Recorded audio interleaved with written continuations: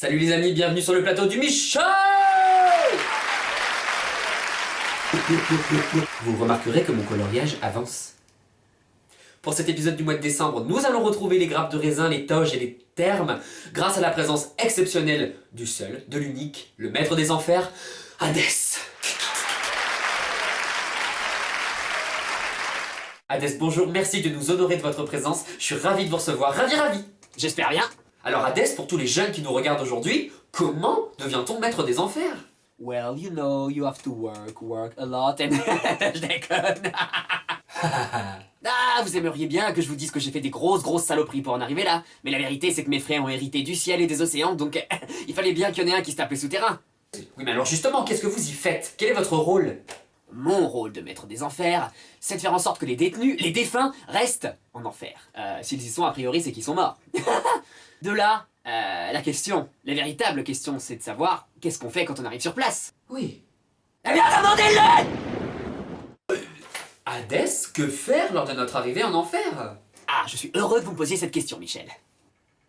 Eh bien, c'est très simple. Lors de votre arrivée sur place, vous passez devant un jury qui est composé par Minos, Éaque et Rhadamante, des gens délicieux. Et de là, selon si de votre vivant vous avez été une personne de vertu ou bien une grosse raclure égoïste, ils décideront de vous envoyer ou aux Champs-Élysées ou au champ du châtiment.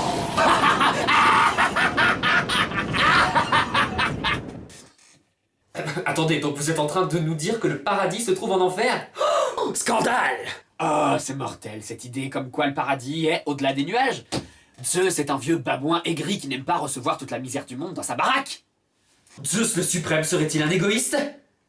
Répondez à cette question en envoyant oui ou non par SMS au 8888 et tentez de gagner de nombreux cadeaux tels que une voiture, un bateau ou même un avion. Ce jeu est sponsorisé par Toys R Us. Alors que moi, Hadès, je reste proche du peuple, même s'il s'agit d'un peuple d'âmes tourmentées au niveau de conversation relativement aléatoire. Ah, mais oui d'ailleurs, qu'est-ce que ça raconte un mort? Et ben ça dit des trucs du genre... Mais j'imagine que la durée d'un séjour en enfer c'est relativement... Ben pour vous donner une idée, c'est un peu comme ce truc que vous appelez Pôle emploi. Une fois qu'on y est, tout est très long et très pénible. Ah, justement Hadès, je vais rebondir sur votre réponse. Quel est votre point de vue sur la crise du chômage en France? Je plaisante. Oui. De vous à moi, Hadès, le maître des enfers n'aimerait-il pas prendre quelques vacances? Bah oui, bien sûr, et pendant ce temps, qui est-ce qui va garder les âmes en perdition? Ah! Parce que même là-bas, il y a encore des trous du cul qui sont persuadés qu'ils sont pas morts! Comment? Mais oui, par exemple, il y a 38 ans, il y a un glandu qui s'est électrocuté dans son bain. Bon bah, comme les autres, il est arrivé chez moi, je lui ai dit « Monsieur François, vous êtes mort! Vous l'avez vu, la lumière blanche ?» Il me dit « Non, j'ai juste regardé l'ampoule d'un peu trop près !» Attendez, c'est quand même pas de Claude François dont vous nous parlez là. Si, c'est ça. Mais du coup, sans indiscrétion, est-ce qu'on pourrait savoir s'il traîne plutôt du côté des Champs-Élysées ou des Champs du Châtiment? Ah bah, plutôt champ du châtiment, mais pas qu'un peu.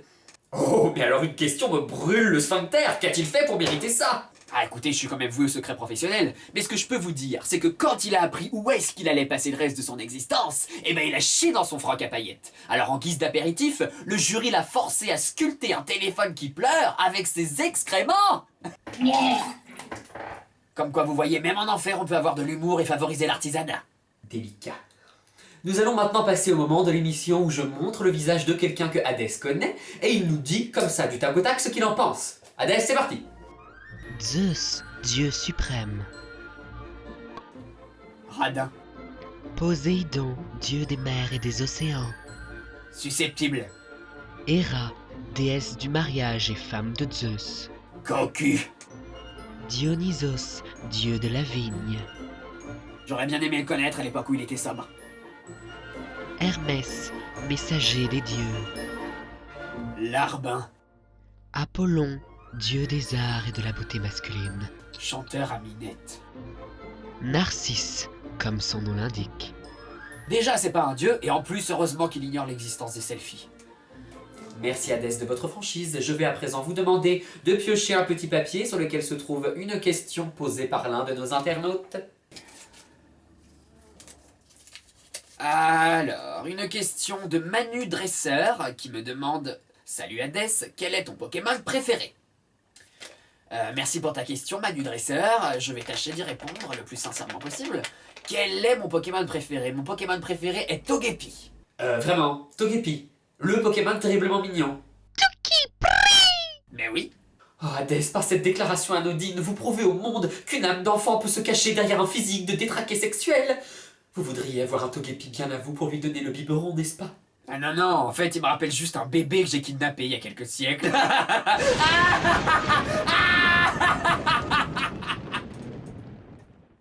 Évidemment. Hades, merci d'avoir répondu à nos questions. Je vous en prie, tout le plaisir était pour moi. J'en profite pour faire passer un petit message. Salut les mortels, avec mon épouse, on a ouvert un nightclub au bord du Styx. Ça s'appelle l'Hôtel Deville, D-E-V-I-L. Voilà, et les 100 premiers défunts se verront offrir leur cocktail Morito Olympe. Donc n'hésitez pas à venir nombreux. Voilà, salut. Très bien, on n'oubliera pas, on y passera le plus tard possible. Ah, et j'ai oublié, jeudi prochain, nous aurons le privilège et l'honneur de recevoir DJ Minotaur. Préparez-vous, il va bien casser la baraque. Oui, merci, Hades. Merci également à vous d'avoir visionné ce 3e épisode du Michaud. N'hésitez pas à vous abonner si ce n'est pas déjà fait, bande de babouins. N'hésitez pas non plus à mettre un petit pouce bleu et vous pouvez aussi partager cette vidéo. Pourquoi pas? Je vous dis à très bientôt pour une nouvelle vidéo. Portez-vous bien. Bisous sur la truffe.